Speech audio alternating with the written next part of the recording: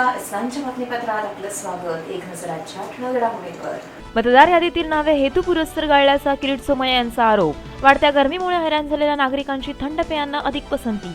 मतदार याद्यांमधील नावे ही हेतुपुरस्सर वगळल्याचा आरोप करीत किरीट सोमय्या यांची निवडणूक अधिकाऱ्यांवर कारवाईची मागणी मुलुंड पोलीस स्थानकात दिले निवेदन. काल झालेल्या मतदानात सरासरी 55% मतदारांनीच आपला मतदानाचा हक्क मुंबईत बजावलाय. परंतु त्याचबरोबर मुंबईसह राज्यातील लाखो मतदारांची नावे मतदार याद्यांमधून गाळली गेली असल्याने त्यांना मतदानाच्या हक्कापासून वंचित राहावे लागले. उमेदवार आणि निवडणूक आयोगाकडे या संदर्भात हजारो तक्रारी आल्या. ईशान्य मुंबईत देखील काहीशी अशीच परिस्थिती पाहावयास मिळाली. भाजपाचे उमेदवार किरीट सोमय्या यांनी मतदारांच्या तक्रारींची दखल घेत हे राजकीय षडयंत्र असल्याचा आरोप केलाय. ईशान्य मुंबईतील घाटकोपर आणि मुलुंड परिसर हा प्रामुख्याने महायुतीचा गड मानला जातो. या परिसरात हजारो मतदारांची नावे गाळली गेली आहेत. परंतु मानखुर्द सारखा परिसर जो काँग्रेसचा बालेकिल्ला मानला जातो, तिथे 50,000 पेक्षा जास्त नवीन मतदारांची नोंद झाली. हा सर्व प्रकार संशयास्पद असल्याचा आरोप करत भाजपा नेते किरीट सोमय्या, नगरसेविका भावना जोबनपुत्रा, नगरसेवक मनोज कोटक यांच्यासह मुलुंड पोलीस स्थानकात तक्रार करण्यासाठी किरीट सोमय्या यांनी धाव घेतली.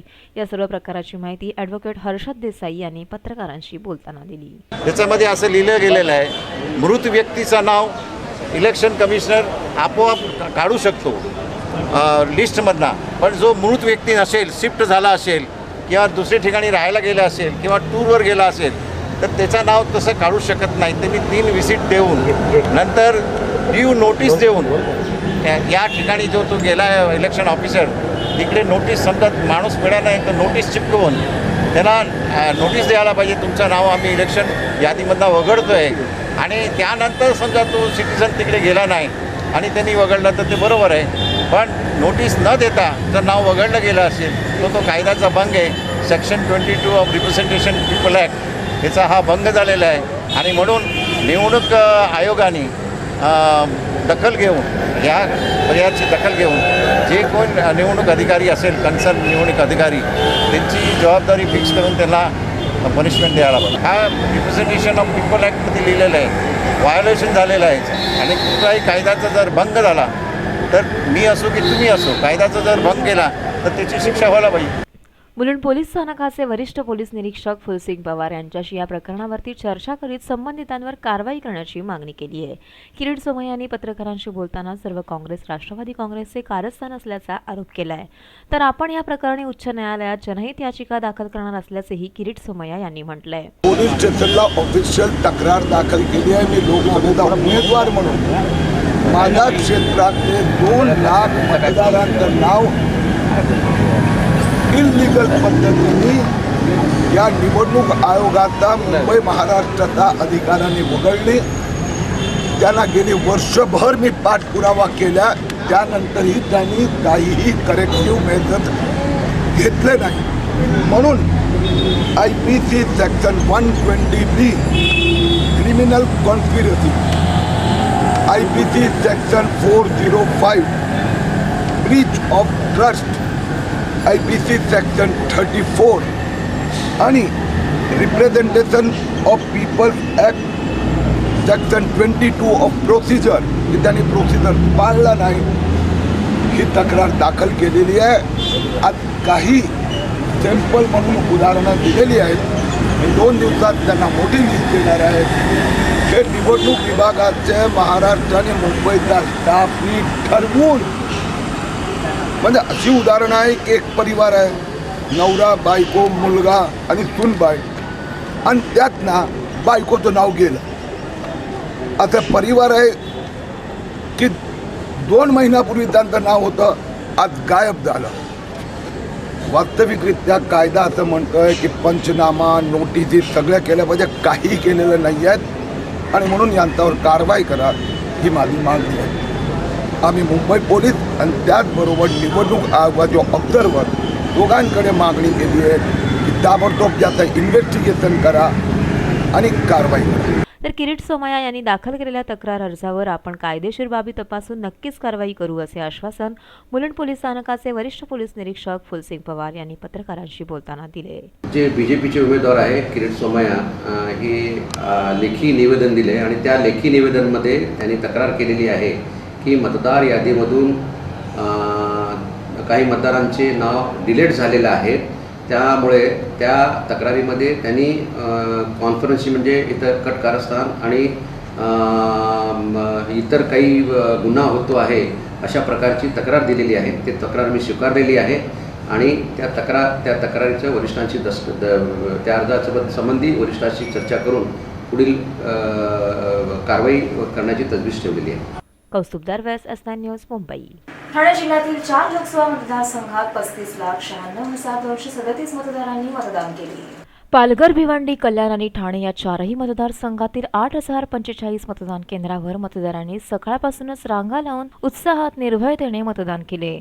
2009च्या निवडणुकीत 63,79,333 मतदारांपैकी 40.93% मतदारांनी मतदान केले होते. यावेळी त्यात 8.55% वाढ होऊन सुमारे 49.48% मतदान जिल्ह्यात झाले. मतदार यादीमध्ये नाव न सापडल्याने काही ठिकाणी मतदारांनी तीव्र संतापही व्यक्त केला. सायंकाळी 6 वाजेपर्यंत जिल्ह्यातील 35,96,937 मतदारांनी मतदानाचा हक्क बजावला. त्यामध्ये 16,90,267 महिलांनी मतदानाचा हक्क बजावलाय, तर 19,05,929 पुरुषांनी मतदान केले.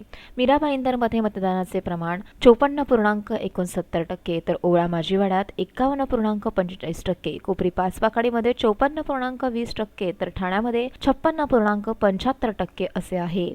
एकंदरच चारही मतदारसंघात उत्साहपूर्ण वातावरणात मतदान झाले असून उमेदवारांचे भवितव्य हे सध्या मतदान पेटीमध्ये सील करण्यात आले असून 16 मे रोजी मतमोजणी होईल.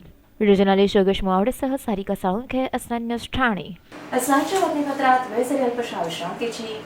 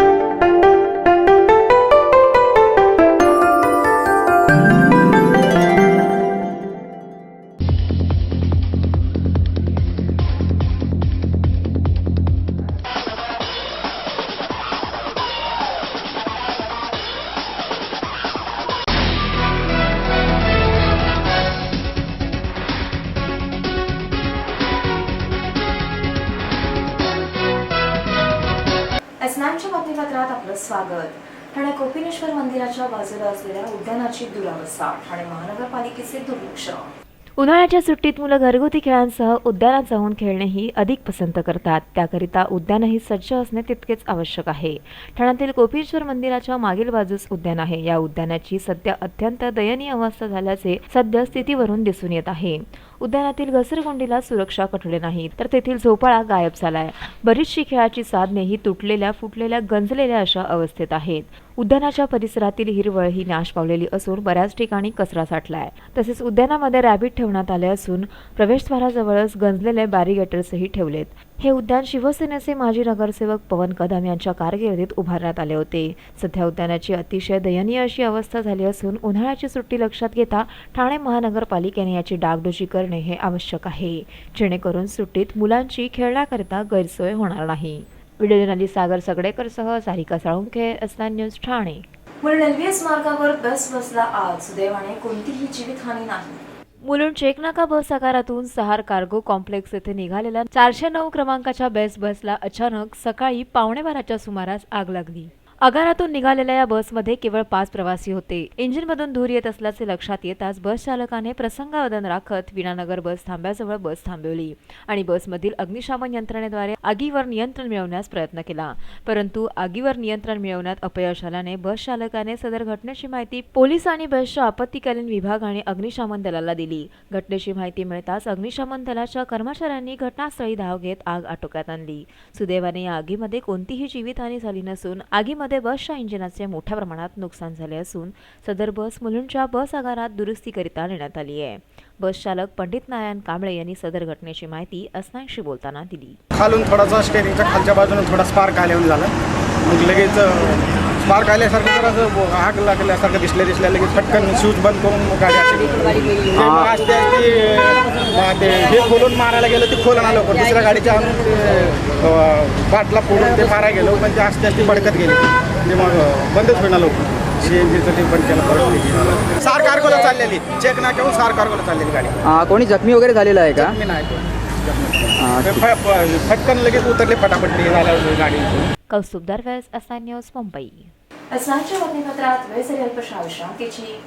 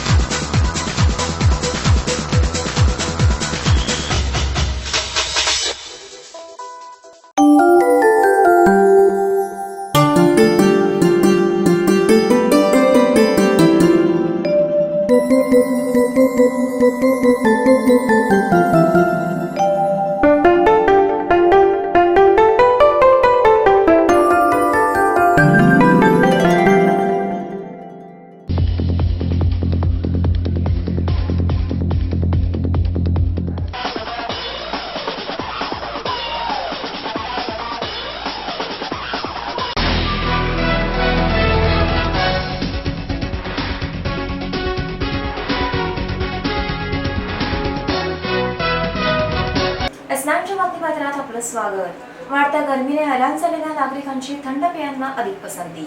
उन्हाळा सुरू झाल्यापासून दिवसेंदिवस गरमीमध्ये वाढच होत आहे. उन्हाळ्याच्या तीव्र झळांनी अंगाची घामाने अगदी लाही होतीये. उन्हाच्या झळा सध्या इतक्या तीव्र झाल्यात की नागरिक उन्हापासून आपला बचाव करीत दैनंदिन कामेही करत आहेत. टोपी, scarf, sunglass, suncoat, sunscreen, lotion यांचा वापर करून आपल्या त्वचेचे संरक्षण केले जात आहे. शक्यतो काही जण उन्हामधून बाहेर निघणं हे टाळत आहेत. गरमीमुळे घशात कोरड निर्माण होत असून तहान भागवण्याकरिता थंडगार पेयांना अधिक पसंती दिली जाते. नारळ पाणी, लिंबू सरबत, ज्यूस पिण्याकरिता नागरिक त्यांच्या स्टॉल्सवर मोठ्या प्रमाणात गर्दी करीत आहेत. ठाणे रेल्वे स्थानकाजवळील ज्यूस सेंटरवर अशीच काही गर्दी सध्या दिसून आली. सर्व फळांचे मिश्रण असलेल्या पेयाला ग्राहकांची अधिक पसंती असल्याची माहिती दुकान चालकांनी दिली.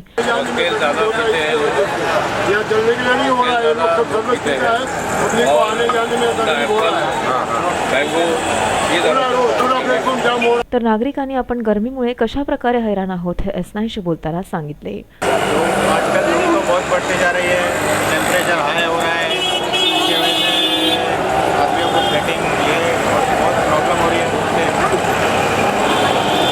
कई लोग यहाँ पे कोल्ड ड्रिंक आइसक्रीम खाता है, कोई कोल्ड ड्रिंक पीता है, कोई जूस पीता है, जिसकी वजह से उनका थोड़ा उनको गर्मी से थोड़ी राहत मिलती है. बहुत ज़्यादा परेशान है क्योंकि गर्मी में ना बाहर आ सकते हैं ना जा सकते हैं. इतनी हालत खराब है कि ठंडे और कोल्ड ड्रिंक के सिवा कुछ अच्छा ही खाना भी नहीं जा रहा है. व्हिडिओ जर्नलिस्ट सागर सगळेकर सह सारिका साळुंखे, असाइन न्यूज, ठाणे. शेवटी पुन्हा एक नजर आजच्या ठळक घडामोडींवर. मतदार यादीतील नावे हेतुपुरस्सर गाळल्याचा किरीट सोमय्या यांचा आरोप. वाढत्या गरमीमुळे हैराण झालेल्या नागरिकांची थंड पेयांना अधिक पसंती. S9च्या बातमीपत्रात इथेच थांबू. तोपर्यंत नमस्कार.